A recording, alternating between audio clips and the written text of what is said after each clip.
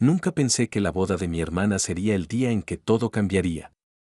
En retrospectiva, debí haberme dado cuenta de que algo andaba mal cuando llegó mi invitación 3 días antes de la ceremonia. Entrada solo para personal de cocina, decía en elegante letra dorada con una tosca flecha que apuntaba a la parte trasera del local. Mi hermana, Victoria, siempre había sido la niña de oro, mientras que yo elegí trabajar con niños desfavorecidos como maestra. Ella ascendió en la empresa con uñas impecables y tacones de diseñador.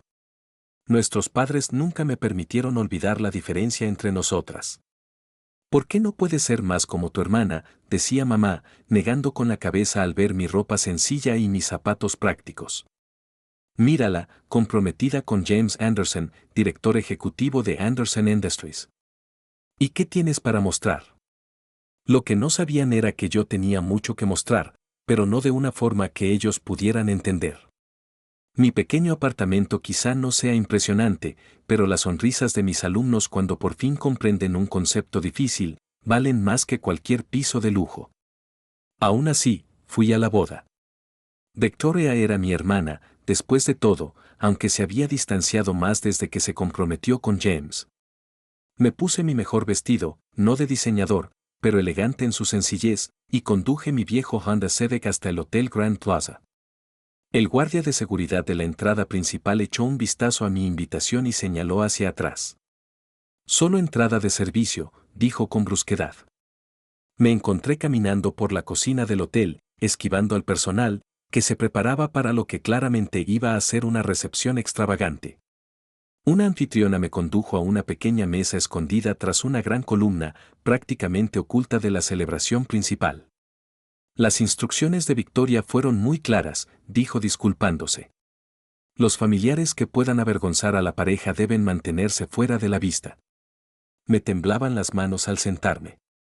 La mesa estaba puesta con cubiertos de plástico, mientras que en las demás mesas brillaba la porcelana fina. Una nota manuscrita con la fluida caligrafía de mi hermana reposaba junto al tenedor de plástico: conoce tu lugar, hermanita. No me arruines esto. Debería haberme ido entonces, debería haberme marchado sin mirar atrás. Pero algo me impulsó a quedarme, quizá la misma determinación obstinada que me hizo elegir la docencia en lugar de la carrera corporativa que mis padres exigían. La ceremonia fue preciosa, por supuesto. Observé desde mi rincón cómo Victoria flotaba por el pasillo con un vestido que probablemente costaba más que mi salario anual.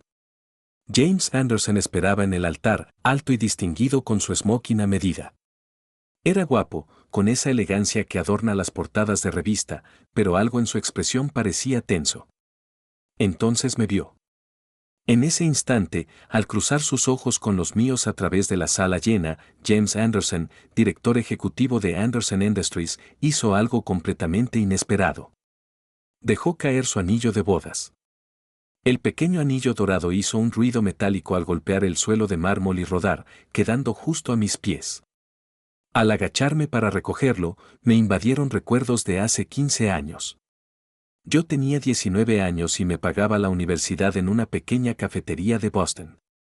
Él tenía 22, un cliente habitual que siempre pedía lo mismo: café solo, sin azúcar.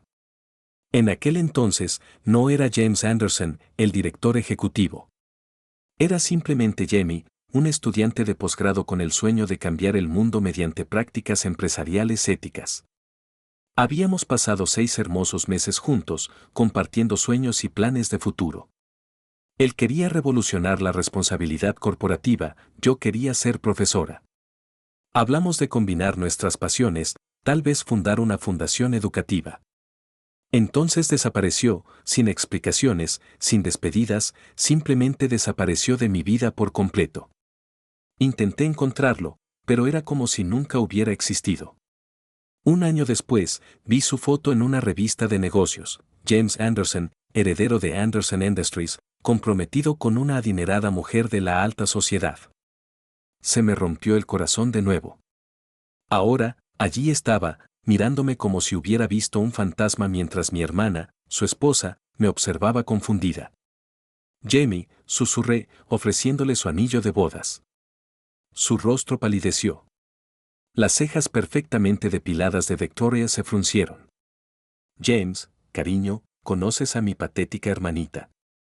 Pero James ya no miraba a su novia. Sus ojos estaban fijos en mi mano izquierda, donde aún llevaba el pequeño anillo de plata que me había regalado hacía 15 años en aquella cafetería de Boston, aquel con la inscripción, para mí Emma, quien me enseñó lo que realmente importa. Emma, susurró, y en esa sola palabra, escuché 15 años de arrepentimiento.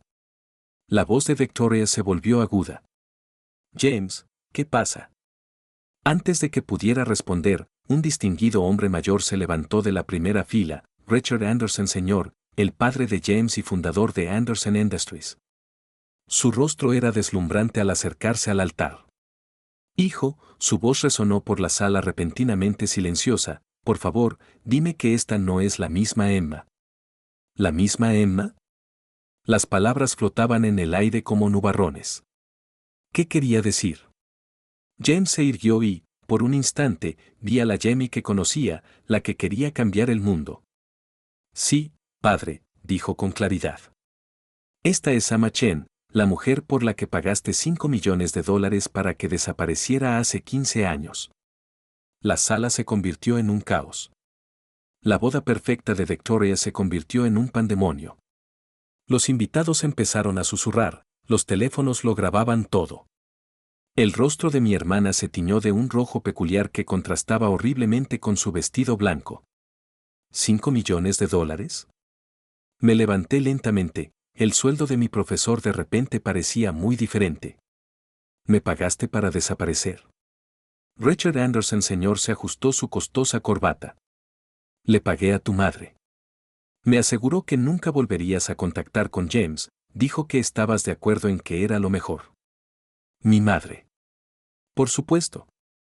Todo empezó a encajar, la repentina insistencia de mamá en que me cambiara de universidad ese año, el misterioso depósito en mi fondo universitario, sus constantes recordatorios de que James, estaba fuera de mi alcance. ¿Lo sabías? Me volví hacia mi madre, que intentaba desaparecer en su asiento. ¿Aceptaste dinero para separarnos? Fue por tu bien, dijo mamá, de pie, con el vestido de diseñador crujiendo. Mírate, una maestra viviendo en un apartamento diminuto. James necesitaba a alguien que comprendiera su mundo. Victoria era perfecta para él. ¿Perfecto? James rió con amargura. Perfecto para la imagen de la empresa, querrás decir. Igual que esa chica de la alta sociedad con la que intentaste emparejarme después de que Emma se fuera. ¿También le contaste eso a Victoria, padre? ¿Cómo has estado orquestando mis relaciones durante 15 años? Victoria por fin recuperó la voz. James, cariño, ¿no estarás comparando a mi inútil hermana conmigo? Mira su vestido, ni siquiera es de diseñador. No, dijo James en voz baja, es artesanal. Emma siempre decía que las cosas más valiosas se hacen con amor, no con dinero. Se giró hacia mí. ¿Todavía te haces tu propia ropa? Asentí con un nudo en la garganta. Lo recordaba. Esto es ridículo, bramó Richard Anderson, señor hijo, tienes responsabilidades, la fusión con la empresa del padre de Victoria. ¿La fusión? La voz de James se volvió fría.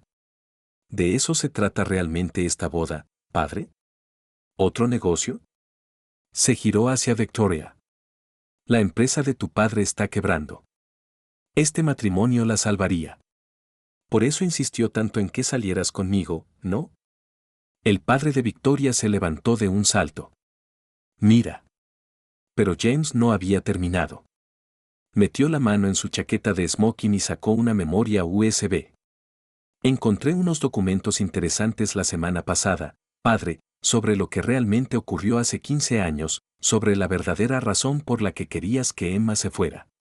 El rostro de Richard Anderson Sr. palideció. Emma no solo era mi novia en aquel entonces, continuó James, y su voz resonó por la silenciosa habitación.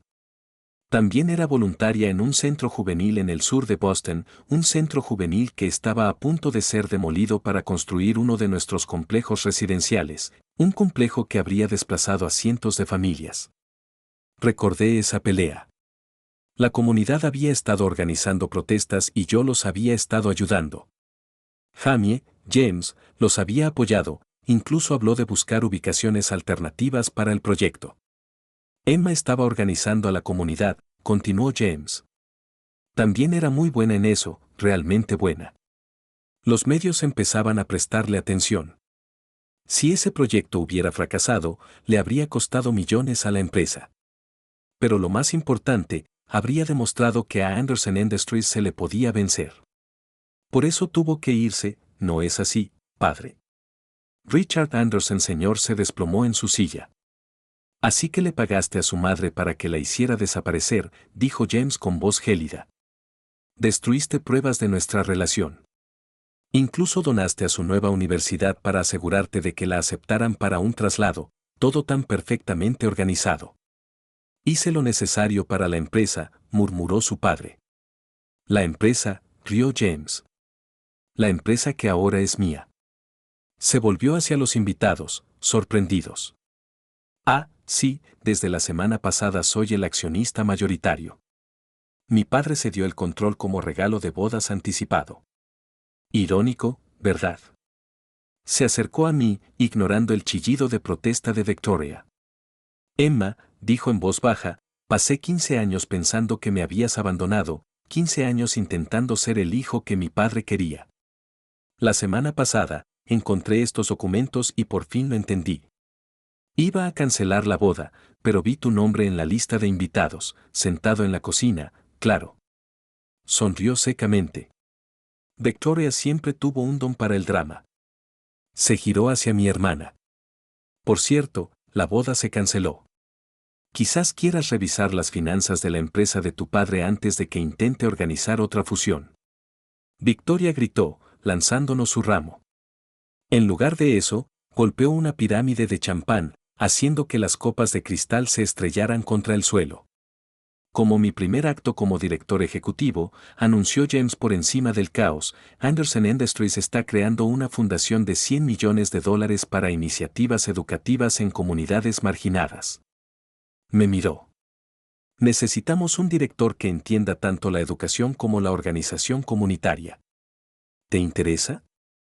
Mi madre se levantó de un salto. Emma, cariño, siempre supe que tenías potencial. Ahórratelo, la interrumpí. Creo que ya has ayudado bastante para toda una vida. Me volví hacia James. ¿El trabajo en la fundación incluye una oficina? Sonrió. Solo si cenas conmigo primero. Conozco una pequeña cafetería en Boston. No puedes hacer esto, gritó Victoria. Papá, haz algo.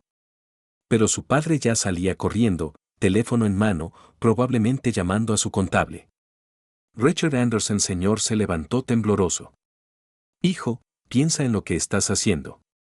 Sí, padre, desde hace 15 años, dijo James tomándome la mano. La imagen de la empresa necesita una renovación, ¿no crees? Menos avaricia corporativa, más responsabilidad social.